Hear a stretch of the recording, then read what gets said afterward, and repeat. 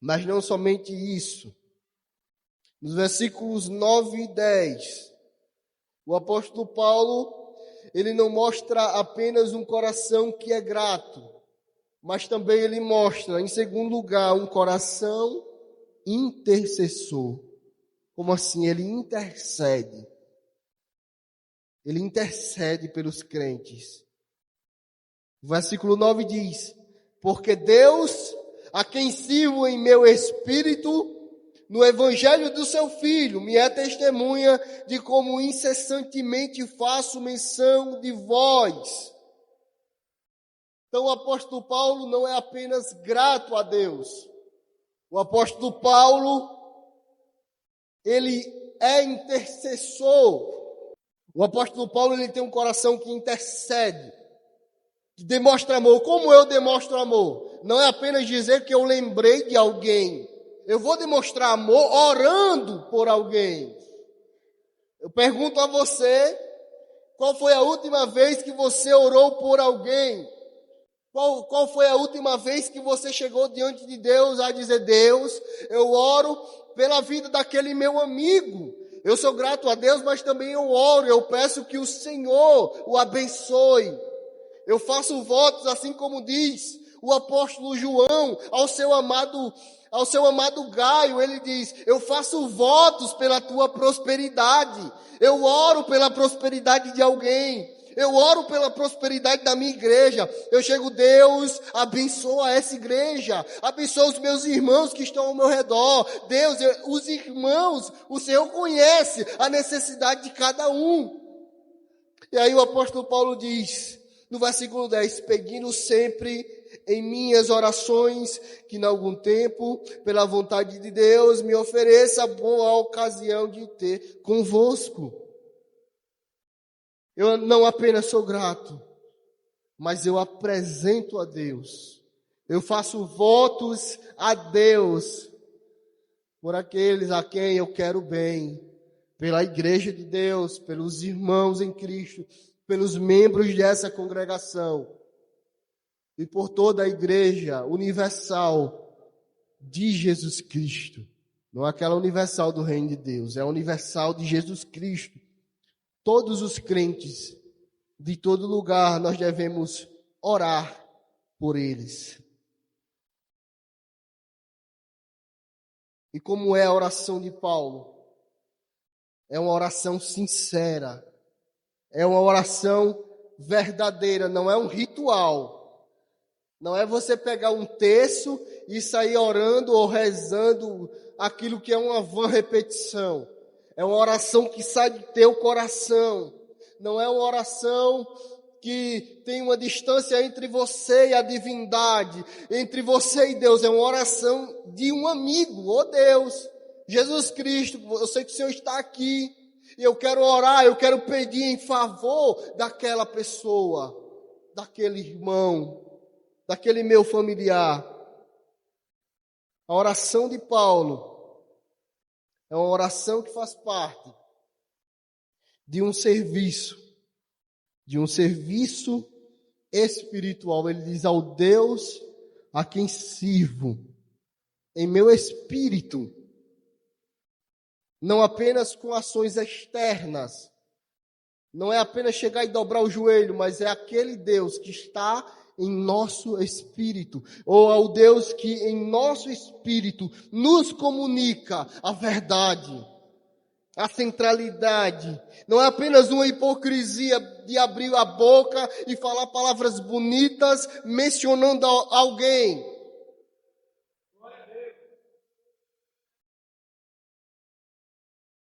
E aí o apóstolo Paulo, ele tem um coração grato, ele agradece a Deus por meio de Jesus Cristo, mediador entre Deus e os homens, como ele mesmo fala em Timóteo, só existe um mediador entre Deus e os homens, Jesus Cristo, o homem. Então eu sou grato a Deus por meio de quem? Jesus Cristo. Mas eu sou grato a Deus por meio de Jesus Cristo,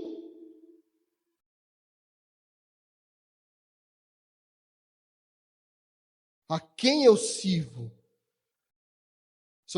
Eu sou grato a Deus por meio de Jesus Cristo, o mediador, aquele que está entre os homens e Deus. Não existe outro que possa nos levar até Deus, somente Jesus Cristo. Então o apóstolo Paulo é grato. O apóstolo Paulo ora, uma oração sincera. Mas existe um diferencial na oração de Paulo. Versículo 10. Qual é o diferencial da oração de Paulo? Ele pede a Deus uma oportunidade de estar perto dos irmãos, de estar próximo desses irmãos. Existem pessoas que dizem que eu gosto, ou que eu oro, mas eu não quero estar perto dessa pessoa. Eu oro por ela, eu dou graças a Deus pela vida dela, mas eu não quero estar perto da pessoa. O apóstolo Paulo nos mostra o contrário. Nós devemos ser gratos a Deus, orar pelas pessoas e desejar estar perto das pessoas. É como a nossa congregação. Nós somos gratos por essa congregação, oramos ou deveríamos orar por essa congregação e desejar estar neste lugar, comungar, ter comunhão com essa igreja. O crente, ele é um membro de um corpo, e sendo membro desse corpo, nós devemos ter o desejo de estar aqui. Estar aqui deve nos causar um sentimento de alegria. Estar na igreja deve nos causar alegria. Não é desânimo, eu vou para mais um culto. Domingo é mais um culto, vou perder tempo indo para o culto. Não. Primeiramente por causa de Deus, mas também por causa dessa igreja, desses irmãos. Esses irmãos, eles não são apenas irmãos, são os meus amigos. Eu comungo com eles, eu estou perto deles. Mas por incrível que pareça, existem pessoas que não desejam ver-vos, como diz o apóstolo Paulo. Existem pessoas que não desejam estar na congregação, estar no congregamento. Mas o apóstolo Paulo diz o contrário. Ele quer se congregar. Ele quer estar perto. E aí, para finalizar esse segundo ponto, o apóstolo Paulo fala sobre a oração, o próprio apóstolo. Como deve ser a minha oração? É um versículo muito conhecido. 1 Tessalonicenses 5,17. Orai sem cessar. É uma oração contínua. É uma oração que não acaba. É uma oração que a todo tempo nós vamos estar falando com Deus. Orai sem cessar. Você já passou tempos pensando e conversando com você mesmo? Preocupações, problemas. E aí o que é que nós fazemos? Existe algo que Augusto Cury chama de SPA, a síndrome do pensamento acelerado, ansiedade. Nós vamos acelerar os nossos pensamentos e aí nós ficamos pensando com nós mesmos ou conosco. Na minha cabeça eu fico pensando um monte de coisa. Eu fico pensando sobre as contas que vão ser pagas amanhã. Tem um monte de boleto para ser pago amanhã. Então eu vou ficar pensando nesses boletos. Meu Deus, como é que eu vou pagar? O dinheiro não caiu ainda, a empresa não me pagou. Meu Deus, tal pessoa passou pelo meu lado aqui e não falou comigo. E aí eu fico pensando comigo mesmo. Eu cito até Deus, eu cito Jesus, mas isso não é oração.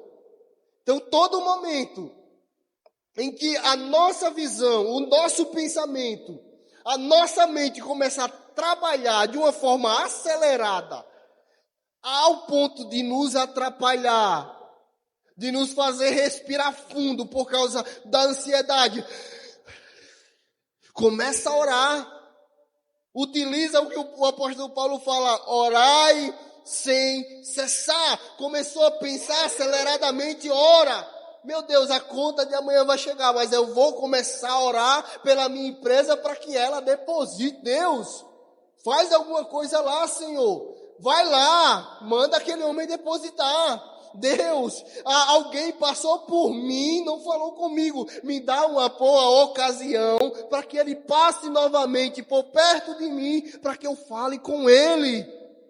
Levando sempre os nossos pensamentos que nos atrapalham àquele que pode resolver, orando sem cessar. O apóstolo Paulo não diz apenas orar sem cessar. Não pare de orar, ele diz: perseverai em oração. E ele diz: orai por todos nós em todo o tempo. E aí os nossos problemas, eles vão sendo resolvidos. As nossas dificuldades durante o dia a dia, durante a semana, eles vão sendo resolvidas. Por causa de um exercício tão simples que nós esquecemos. Por causa de uma pessoa que está do nosso lado e nós esquecemos que ela está do nosso lado. Jesus está aqui do meu lado. Onde eu estiver, eu estou andando e eu estou me sentindo sozinho, eu acho que eu estou sozinho, e eu começo a pensar nas dificuldades. Não trabalha o monodiálogo, não trabalha a pensar, não trabalha a conversar com você mesmo, o Espírito Santo está em você. E aí você pode utilizar a oração, que é uma conversa entre duas pessoas, de alguém que pode responder. Há muitos anos atrás, eu já citei isso para a igreja uma vez. Eu estava lendo sobre essas questões da mente, como trabalhar a mente, como melhorar na mente, como liderar melhor a mente. E aí Augusto Cury, ele fala: utilize o monodiálogo. Converse com você mesmo. Eu digo, eu vou ficar doido.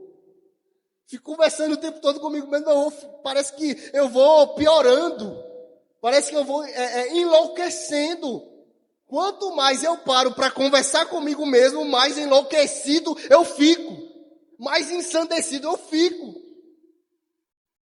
O apóstolo Paulo uma vez foi tirado por alguém que disse que as muitas letras estavam o enlouquecendo, muito pelo contrário. A palavra de Deus, ela nos direciona. Deus, ele nos reorganiza os nossos pensamentos. Ele restaura aquilo que está bagunçado. Mas isso só pode acontecer se nós orarmos. Se nós colocarmos Deus no lugar dele, Deus, o Senhor, por meio de Jesus Cristo, que está aqui. Jesus está aqui. E eu digo, Jesus Cristo, me ajuda. Eu digo, Jesus Cristo, eu te dou graças. Leva para Deus as minhas orações. Leva para Deus as minhas súplicas. Leva para Deus a minha intercessão. Porque o meu coração não é apenas um coração grato, mas é um coração que intercede. E não intercede apenas por mim mesmo, mas eu intercedo por outros. Quem tem conta para pagar não sou apenas eu. Quem passa por problemas da mente não é apenas eu. Quem leva grito de chefe não sou eu apenas. Quem pensa no dia de amanhã não sou eu apenas. E aí eu penso nos meus irmãos, os meus queridos irmãos da minha igreja. E aí eu começo a orar um por um. Porque quando nós temos intimidade, nós começamos a descobrir o problema de um, mesmo sem que ele diga. Mas as problemáticas que cada um passa individualmente, quando há intimidade, nós vamos saber. Nós vamos conhecer as dificuldades de cada um. Orai sem cessar, não apenas orai sem cessar, mas perseverem em oração. Nós temos esse poder, meus irmãos. Interceder uns pelos outros. Houve uma heresia implantada na Igreja Católica Romana.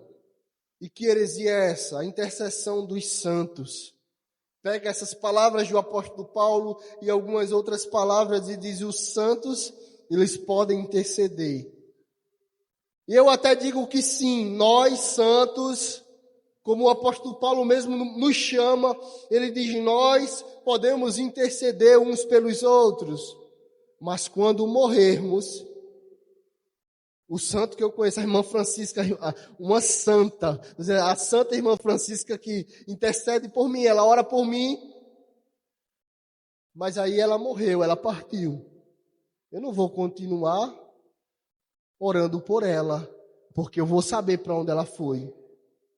E lá ela não vai continuar orando por mim, porque ela não vai ter esse poder de intercessão no céu. Ninguém tem o poder de interceder por aqueles que já se foram. E aqueles que já se foram, que estão com Deus, não terão o poder de interceder por nós. Agora, nós que estamos aqui, nós podemos interceder uns pelos outros. A Deus, por meio de quem? Por meio de Jesus Cristo.